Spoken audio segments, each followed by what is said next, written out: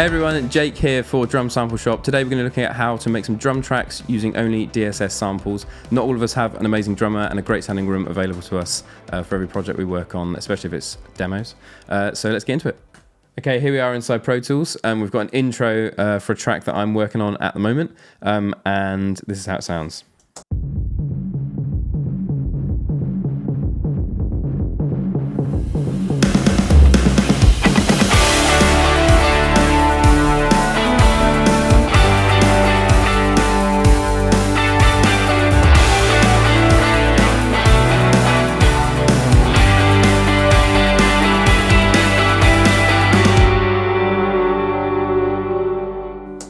So we've got some sort of rock pop guitar driven vibes going on, and I'm going to solo the drums on their own and then play them back to you again. So this is how the drums are sounding.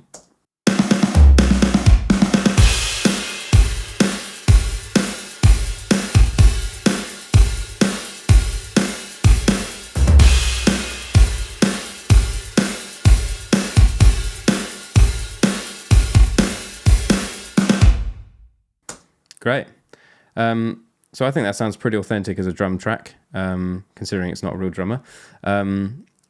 So basically what we're going to be looking at here is there's a number of different ways that you can create drum tracks for your songs or demos without using a real drummer, using samples or, virtual drum machines effectively. But what we're going to be looking at is a pretty simple way, I think, of doing it, using a keyboard. And using a program called Slate Trigger.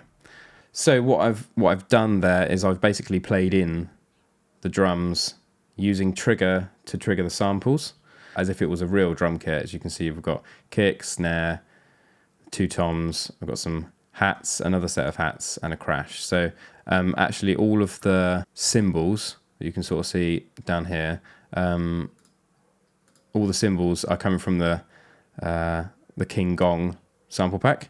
So what we've done is we basically just dropped them on the grid. I've definitely chopped them up a bit. We've moved some stuff around, but we'll move into them in a bit. Firstly, what we'll do is we'll break down what we've got drums wise. So if I open up my Trigger plugin here, then right here is the sample. We've got the 22-inch 70s UK kick from the USxUK,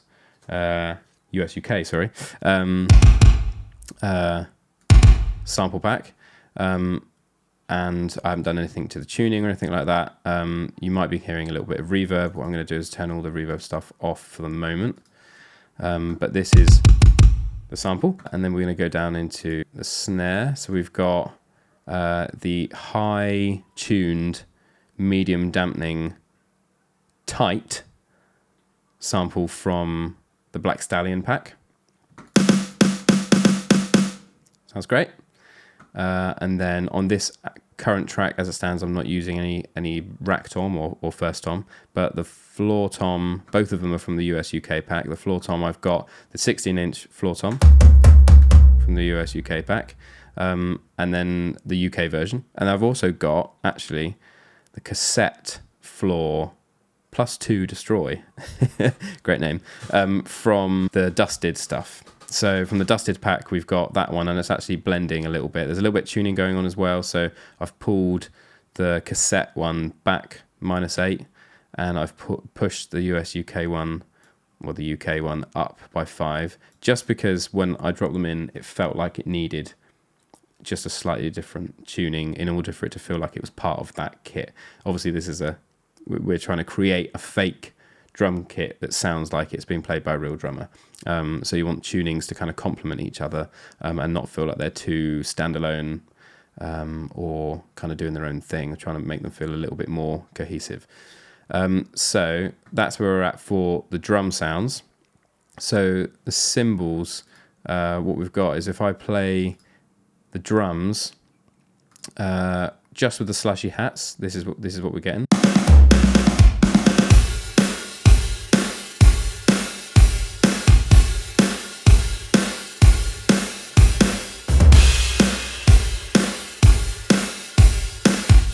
Now, the cool thing about creating a drum track with a as like a virtual drummer, not as a real life drummer, is the fact that you can add things in that a real life drummer wouldn't be able to do. So what I've got here is the tight 16th note hits.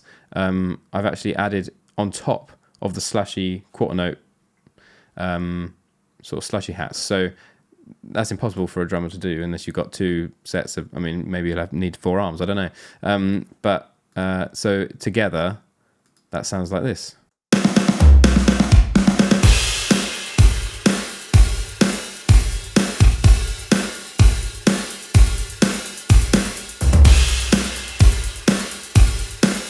So I just pushed them up a little bit just so you could hear what they were doing in the background. But they're just giving that kind of almost like a shaker vibe or like a tambourine type thing. Those 16th notes sort of sat back in the mix a little bit. And this Bright Crash does a great job at the top of the track. Sounds great. And what I've also done actually is I've sent all of these drums to a drum room sounding reverb. So actually we've got all these drums, and actually if you take these sends away, then they do sound quite dry, because a lot of them are dry hits. I like to start with dry sounding samples most of the time. I'm not going to use that as a one size fits all rule. Sometimes it's nice to use samples that have got those sort of extra verb effects on them, or some delay or a cool chorus sound or something. But actually when it comes to like making what sounds like live drums, rather than having a slightly different approach in a different genre maybe, is that I like to start with dry sounding drums so that I can then control the amount of extra room sound, reverb and whatever. So this is what we've got without the reverb send.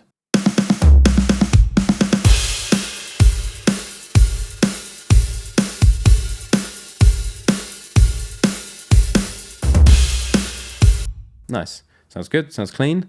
But just adding in that reverb send, what I've got here is I've got the Valhalla vintage verb that's just going through quite a short decay time. This is basically based off of one of their presets called Small Drum Room, which is literally perfect.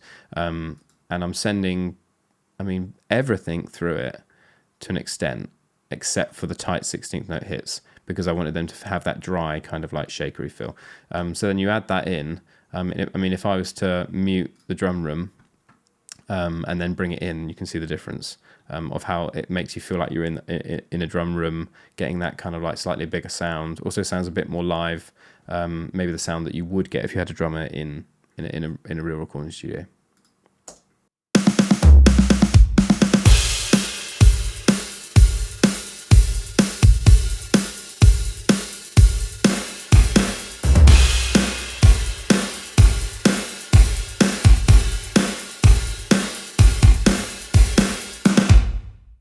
Now, I think that the send from the kick drum is actually probably quite heavy in terms of the fact that there's actually probably quite a lot of drum room sound coming from the kick drum. But inside the track, once everything else is in and it's in the mix, it actually is, I think, probably, to me anyway, feels like the right level. But on their own, I would probably automate it up and down depending on the dynamic of the track, and that's probably what's going to come later on with the rest of this track. But I could bring it down if I wanted to, but I think once it's in the track, it feels kind of good. But on their own, I can understand that probably sounds a little bit much, especially from that verse. It's quite heavy. I might bring it down a touch, but that's basically where I'm sitting. So the idea is, what's happened is that I've obviously dropped these cymbals on the grid as just a wave file, USxUK, but what I've done with the drum sounds is I've actually triggered them through Trigger, and I've used my MIDI keyboard to play them in. So the benefit of that is the fact that you get like a human feel to it, instead of using basically just like a WAV file and dropping that on the grid, taking the snare that you want, the kick that you want, and maybe automating in, drawing in some differences in dynamic or volume. Actually, you get that straight away automatically by playing it with the keyboard, because the keys respond to your feel, they respond to the way you play them. So what we're going to do is I'm going to do my best to recreate these drum tracks as I did, as you've heard them before. So what I'm going to do is I'm going to create new playlists. So now we've got some new playlists, so I can keep what I've done already, but then I can use this session to show you exactly how I've played them in. So the idea is that each Slate plugin has in the settings, the Slate Trigger has in the settings this MIDI in section here. So I've got a note from my keyboard effectively, which is the C3 note, picking up my kick drum. So what happens is that when I play it, when I hit the C3 note on the keyboard, it's triggering the kick sound. And the same thing with the snare. What I've done, just completely arbitrarily, just to my taste, it's now the snare's coming in on E3, okay? And then just for continuity, I've not got anything on Tom 1. I've not, so far, not played anything on Tom 1. But Tom 1 is on F sharp 3. And I believe it looks like Tom 2 is on G3. Yeah, so they're kind of all in this little collection just here. So there's a few ways you can do this. You can either play in everything separately. You can hit record and play in what you want the kick drum to be doing, and then go back and hit record and play what you want the snare to be doing, and so on with the toms or any other drum sounds you've got that you want in your track. Or you can play it all together. You can hit record and you can just play it all in. I think personally sometimes, depending on the parts, I struggle to do it all at once. So I'm going to give it a go this time round at doing it all separately. So I'm going to hit record on the kick and I'll try and play in that kick pattern. And then so on, so forth with the snare and the floor tom. So here we go. Let's give this a go.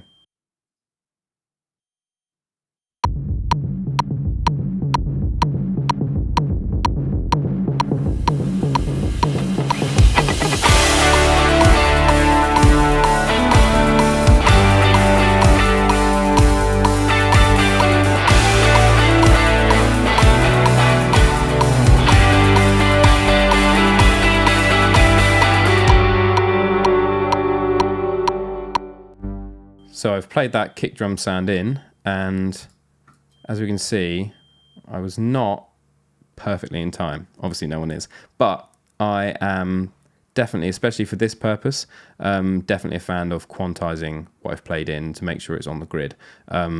Mostly because I think the style of music that this track is, I think could quite easily call for a very tight drum sound. And obviously people have their own opinions about quantizing drums and stuff, but it definitely has its place. And with this style and this setup right now, we're going to be quantizing these hits. So what I've done there is I've basically just hit the little, I forget what this is called really, that kind of sideways staple, whatever that means.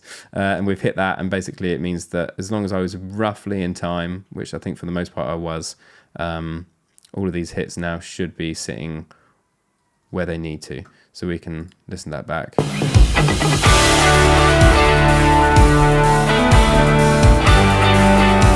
Great. There's this little hit just here that I've got this drum part that we've just heard that's in my head right now. So I'm trying to remember there's a kick drum that comes in just before that hit wherever all the other instruments come in. So I'm hoping that's where it needs to be. But let's move on to the snare.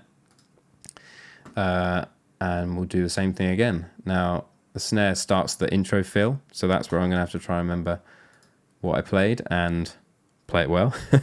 So let's see where we get to. Let's try again. Here comes the snare.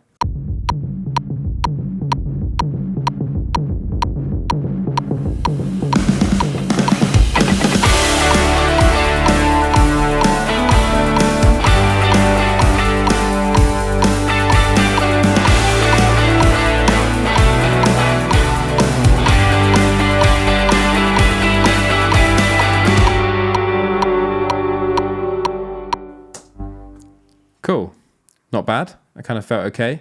But once again, I'm going to double click on this MIDI file here, and I'm going to see how in time I was.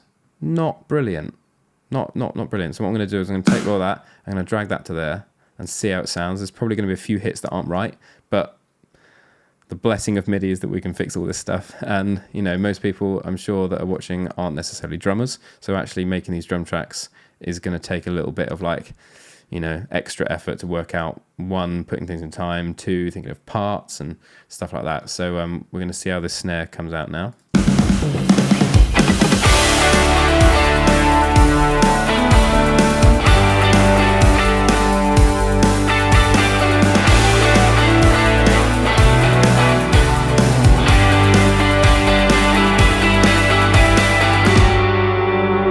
So not bad, not perfect, but not bad. So actually, first thing I've realized is that there was the floor tom fill that we originally had. I've actually remembered it as a snare fill, so I'm going to delete that. So that's this little section just there. So those two hits there, I'm going to get rid of them because they're actually meant to be a floor tom.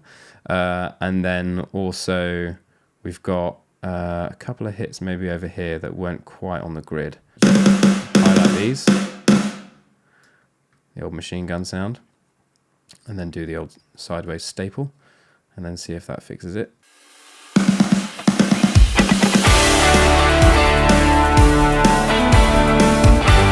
Yeah, I'm happy with that. I'm happy. It's on the grid, feels good. Also, the other benefit is the fact that in MIDI in Pro Tools and most and all other DAWs, we can go in and we can affect the velocity of or the hits that we've put in. So actually, maybe we played it fine, but there's a couple of hits that need to be slightly changed, and that can add to your human feel as well. So the human feel is going to be coming from the slight inconsistency of the drum hits. If I go into change velocity and I make all of these at velocity of, let's say, I don't know, 85, apply, they're going to sound more robotic. They're going to be sounding like they're not a real drummer. So you can hear already that sounds definitely more programmed. But if we take that back again and undo, then you can hear how, because I played it in as a human on the keyboard, it's like a second best really when it comes to the feel from a real drummer. So you get this kind of feel. And it still feels great. Okay, so we've got last part of our puzzle is our floor tom 2. So what we're going to do is we're going to play that in. There's only a couple of parts here, which is kind of fun. So we've just got one hit in that intro fill, which is after the first roll of 4 from the snare, and then we've got that extra fill going to the second half of this intro section that I thought was a snare fill earlier, which is actually a tom fill. So I deleted it from the snare. We're going to put it back in. So let's have a go at this one.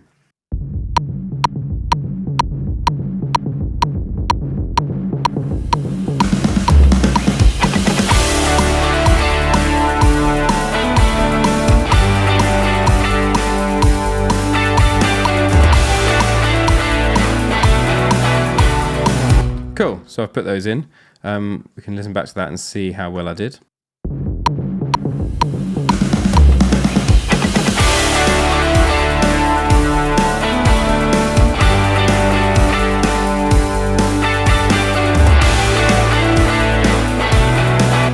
Cool, so not too bad, not too bad. I think this one probably would be nice if it was right on the grid.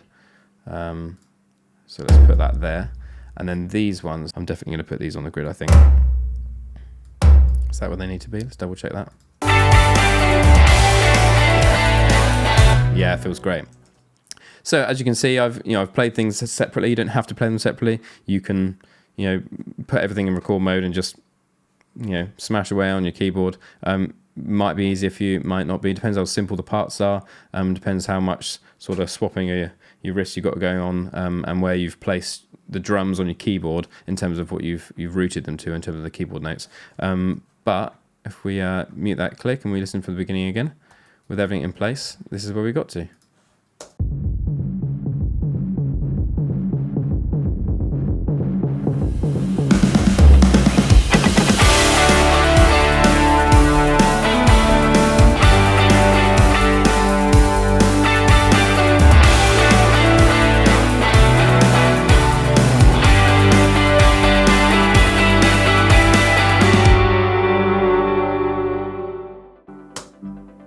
Awesome, drum track. So there you have it. Hope that helps. Let us know how you get on. If you've got any other questions, feel free to drop them in the comments. Don't forget to like and subscribe, and you can go over and follow @DrumSampleShop on Instagram, and we'll see you in the next one.